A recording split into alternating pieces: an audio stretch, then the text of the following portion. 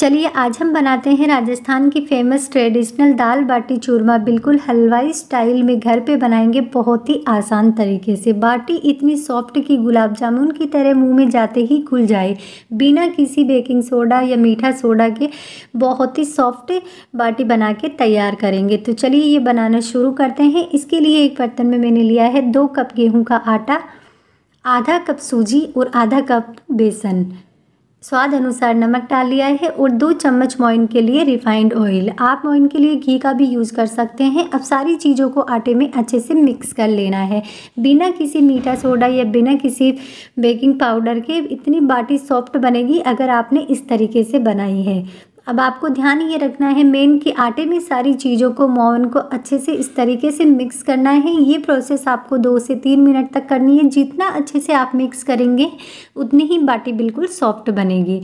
अब हमने लिया है आधा चम्मच के करीब अजवाइन। अजवाइन का बाटी में टेस्ट बहुत बढ़िया आता है और गैस की प्रॉब्लम नहीं होती।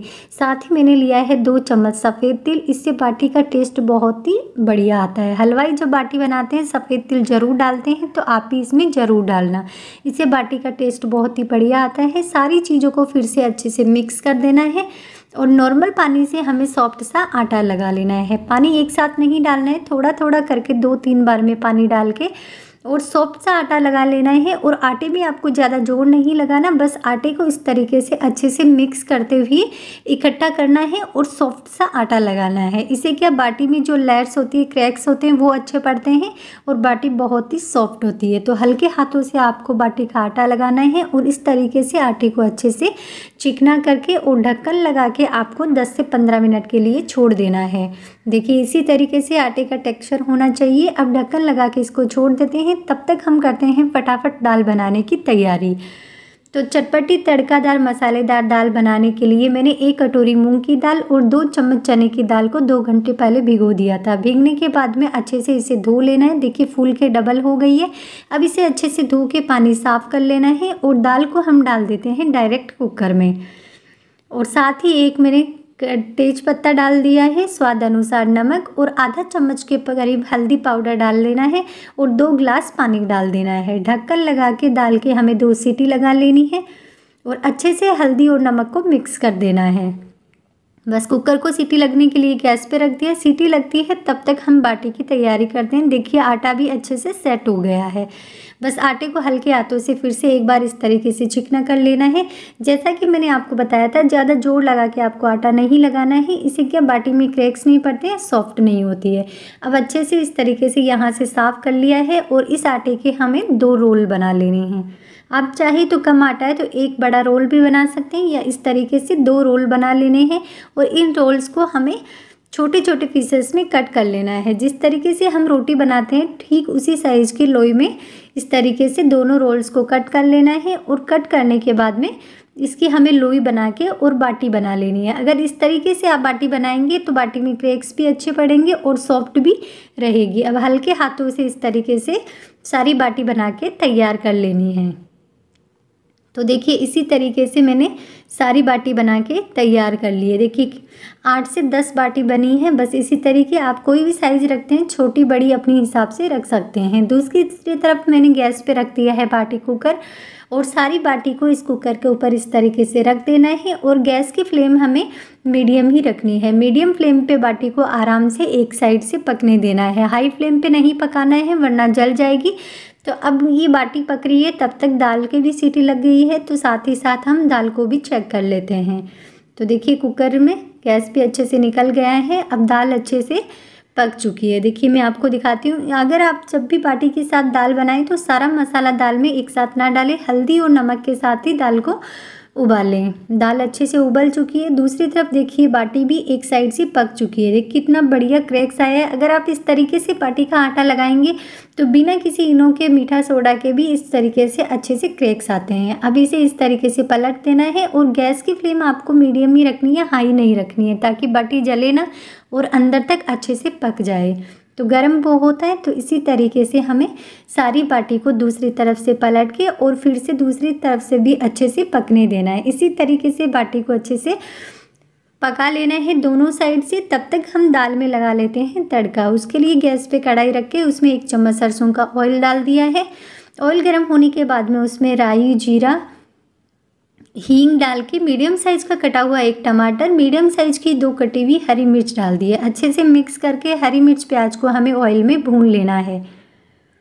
तो प्याज हरी मिर्च को अच्छे से भूनने के बाद में मैं साथ ही साथ आपको दाल भी, चूरमा भी और बाटी भी साथ में ही बता दूंगी, ताकि वीडियो ज़्यादा लंबा ना हो और आपके अच्छे से समझ आ जाए। अब इसमें हमने डाली है 2 साबुत लाल मिर्च। लाल मिर्च को आपको बाद में ही डालना है, डायरेक्ट ऑयल में नहीं डालना है, इससे क्या जल जाती है।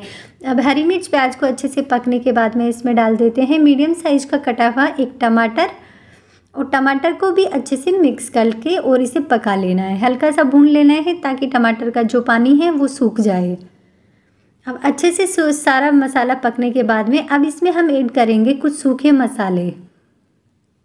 तो देखिए प्याज हरी मिर्च भी गलने लगे हैं। साथ ही हमने डाल दी है 1 चम्मच लाल मिर्च, आधा चम्मच धनिया पाउडर और आधा चम्मच हल्दी पाउडर। हल्दी और नमक हमने पहले से दाल में डाल रखा है उबालते टाइम, तो आप उसी हिसाब से ध्यान रख के नमक और हल्दी उसी हिसाब से और डालें। अब थोड़ा सा 2 चम्मच के करीब पानी डाल देते हैं ताकि मसाला जले ना, और ढक्कन लगा के इस मसाले को अच्छे से तब तक पकाना है जब तक टमाटर अच्छे से गल ना जाए और मसाले में जाली ना पड़ जाए। तो 2 से 3 मिनट बाद देखिए मसाला अच्छे से पक चुका है, टमाटर भी अच्छे से गल गए हैं। अब इसे अच्छे से मिक्स कर देना है। अब जो हमने दाल उबाल के रखी थी वो डाल देनी है इस मसाले में। बस इस तरीके से दाल को डाल के अच्छे से मिक्स कर लेना है और दाल हमारी बन के तैयार है। साथ ही इसमें चाहिए तो आप टेस्ट के लिए गरम मसाला या धनिया पत्ती भी डाल सकते हैं। तो दाल को अच्छे से मिक्स करने के बाद में इसमें हरा धनिया भी डाल देते हैं और तैयार है ये बाटी के साथ खाने के लिए टेस्टी चटपटी तड़केदार दाल। तो साथ ही हमने डाल दिया है ढेर सारा हरा धनिया और इसी तरीके से दाल बनके तैयार है। तो चलिए अब हम बाटी को भी देखते हैं। बाटी भी अच्छे से बन गई है, पक चुकी है। दाल को रख देते हैं साइड में और दूसरी तरफ से देखिए बाटी भी अच्छे से सारी पक चुकी है। तो इसी तरीके से हमें सारी बाटी बना के तैयार कर लेनी है। अब बाटी को हम निकाल लेते हैं प्लेट में। देखिए कितने बढ़िया क्रैक्स आए हैं और अच्छे से पक चुकी है अंदर तक और बाहर से जली भी नहीं है। तो देखिए इसी बाटी को हम अब निकाल लेते हैं दूसरे बर्तन में। आधी बाटी को आधी का बनाएंगे चूरमा और आधी बाटी को इस तरीके से दूसरे बर्तन में रख के और घी में डीप कर देना है ताकि ये और भी सॉफ्ट हो जाएगी।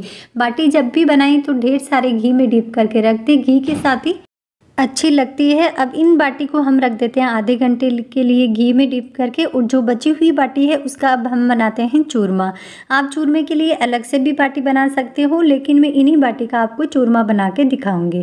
तो अब इन बाटी को साइड में रख देते हैं, ये बिल्कुल सॉफ्ट हो जाएगी। जो बची हुई बाटी है वो गर्म है, या तो आप हाथ से भी इसे तोड़ सकते हैं या फिर इस तरीके से तोड़ लेना है और मिक्सी के जार में डाल के इसको पीस के और इसका चूरमा बना लेना है।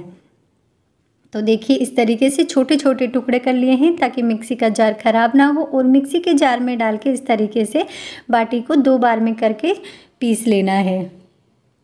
तो इसी तरीके से एक साइड का पीस लिया है। इसी तरीके से सारा चूरमा हमने बना के तैयार कर लिया है। साथ ही इसमें डाल दी है पिसी हुई 1 कटोरी चीनी। चीनी आप अपने मीठे के अनुसार डाल सकते हैं या फिर गुड़ का भी यूज़ कर सकते हैं। ये मैंने लिया है गरम करके 1 कटोरी घी। साथ ही इसमें मैंने थोड़ा सा हल्दी पाउडर डाल दिया है ताकि चूरमे का कलर अच्छा हो जाए। आप इसमें चाहें तो फूड कलर भी ऐड कर सकते हैं या ऑप्शनल है, या इसे स्किप भी कर सकते हैं। ऐसे भी ये चूरमा बहुत बढ़िया लगता है। अब घी के साथ चूरमे को अच्छे से मिक्स कर देना है और अपनी पसंद से आपको जो भी पसंद हो वो ड्राई फ्रूट्स आप इसमें डाल सकते हैं।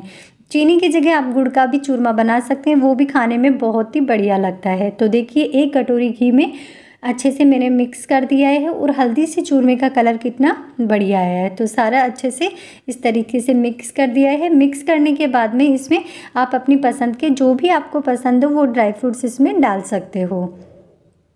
तो देखिए चूरमा अच्छे से मिक्स होने के बाद ये मैंने कुछ काजू और बादाम लिए हैं वो डाल देते हैं, और घी मुझे थोड़ा सा कम लगा तो मैंने 2 चम्मच के करीब घी और डाल दिया है और चूरमा अच्छे से मिक्स कर लिया है। अब थोड़े से बादाम और काजू को इस तरीके से काट के उन्हें भी मिक्स कर दिया है और तैयार है हमारे प्रसिद्ध राजस्थान का बहुत ही टेस्टी लाजवाब दाल बाटी चूरमा।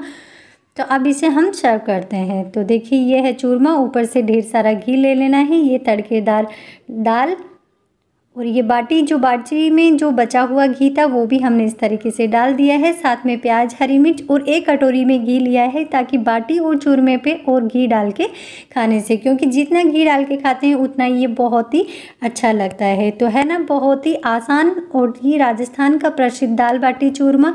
तो ये रेसिपी आपको कैसी लगी कमेंट करके ज़रूर बताना। वीडियो अच्छा लगा हो तो वीडियो को लाइक और चैनल को सब्सक्राइब करना ना भूलें।